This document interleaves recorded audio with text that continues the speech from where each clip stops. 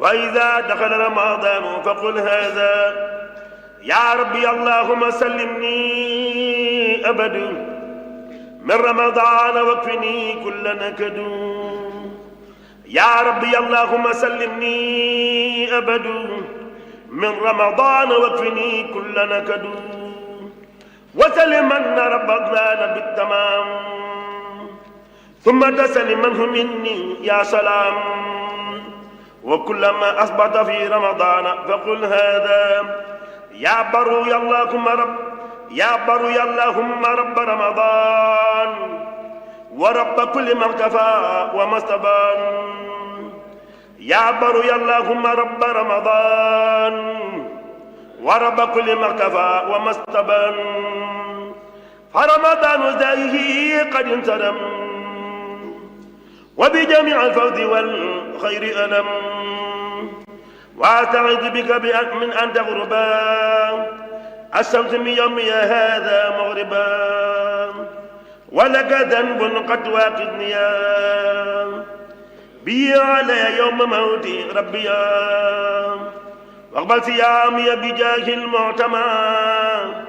وسليا عليه ثم سلما وقل بعد الفطور حمدا لمن أعانني فصمت وساق لي رزقا به أفطرت فلك وحدك إلهي سمت ثم بقدرتك قد أفطرت فليغفرا جميع ما قدمت يا غافر الذنب وما أخرت وكلما أسررت أو أعلنت وكلما علمت أو جهلت أنت إلهي لا إله إلا أنت قني عذابك المجلى يوم القيامة بجاه المصطفى وسليا عليه ثم صرفا بسم الله الرحمن الرحيم وصلى الله تعالى على سيدنا ومولانا محمد وآله وصحبه وسلم تسليما قد استهل رمضان المعظم اللهم إن حبيبي وخليلي شهر رمضان قد استهل علي يوم الاثنين عام 15 و300 وألف ورحبت به وسلمت عليه بهذه القصيدة وتقبلها مني وبارك لي فيها واجعلها فوق ظني في الدارين اللهم رب رمضان سلم لي رمضان وسلمني لرمضان وسلمه مني وسلمني منهم واجعله متقبلا يا خير ضيف أتى بالبشر والمدد أهلا وسهلا وترحيبا بلا عدد يا خير ضيف أتى بالبشر والمدد أهلا وسهلا وترحيبا بلا عدد لا زد ضيفا كريما زائرا أبدا مكرما بقرى الطاعات والسدد معظما من رب لا شريك له وإدى للتقى والعلم والرشد لا زد ما حي أو زار وقاضي أو طار وطارد خيار من الخلد وزافدا كل شيطان بما معه ومرحبا لذوي الإحسان بالسفد ومسبا كل أحزان نضيق بها في الدار عبدة يا مذهب النكد وزائدا كل عام ما نفوز به من جود مغن كريم نافع الزيد يا شهر رب الكريم فيك جاد لنا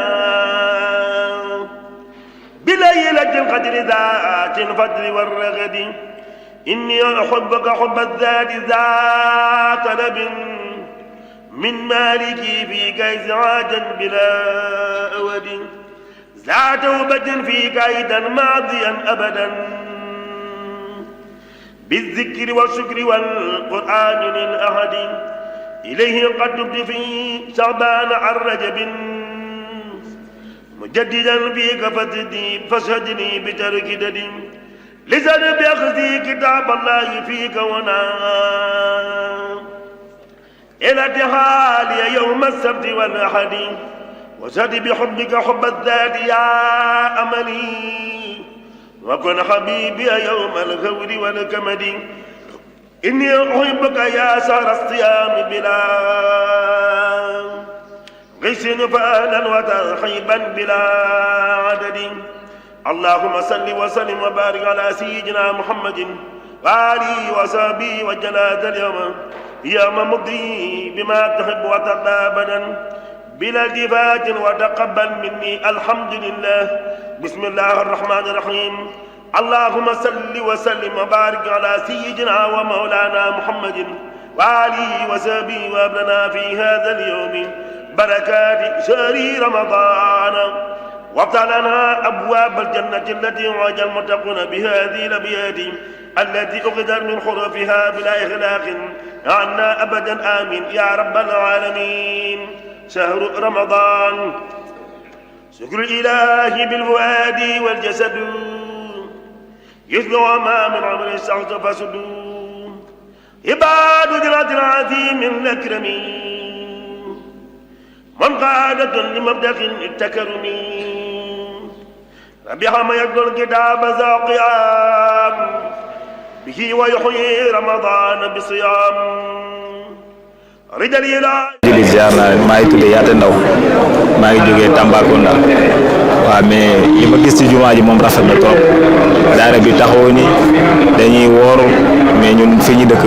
demal noonu dañuy loué dañuy ñëw mais bu ñëwee si jumaa ji moom dañuy taxawu bu baax a baax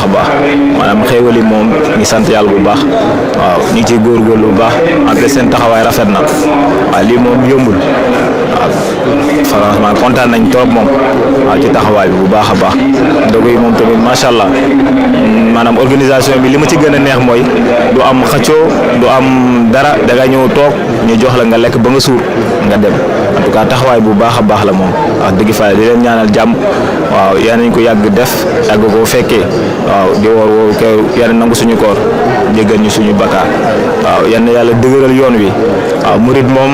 dégg di wax nangu dañ digal trop moom xam naa moom tarixa bu kii la moom waaw jafe na trop moom boo xool niñ nangoo moom maanaam raar na ci réew mi wax dëgg fi yàlla waaw maanaam di yokk góorgóorlu rek di leen di conseiller tamit moom yoon moom boo ci nekkee rek na dëggu waaw boo dëggoo rek di nga am li nga bëgg incha allah waaw di rafetlu bu baax a baax waaw maa ngi jégal bu baax مولانا محمد وآله وصحبه وافتح لي أبواب الجنة التي وعد المتقون وهب لي أبواب الجنة التي وعد المتقون وهب لي فيها ما أشاء بلا انخلاق عني أبدا بهذه الحروف واجعلها من أفضل البرور والمعروف آمين يا رب العالمين بحرمة شهر رمضان سقط ربي عدد الخلائق وكان لي وجادني بلائق هو الإله الأحد الحق الصمد الرافع السماء من غير عمد ربي لم يلد ولم يولد ولا مثل ارتقت معولا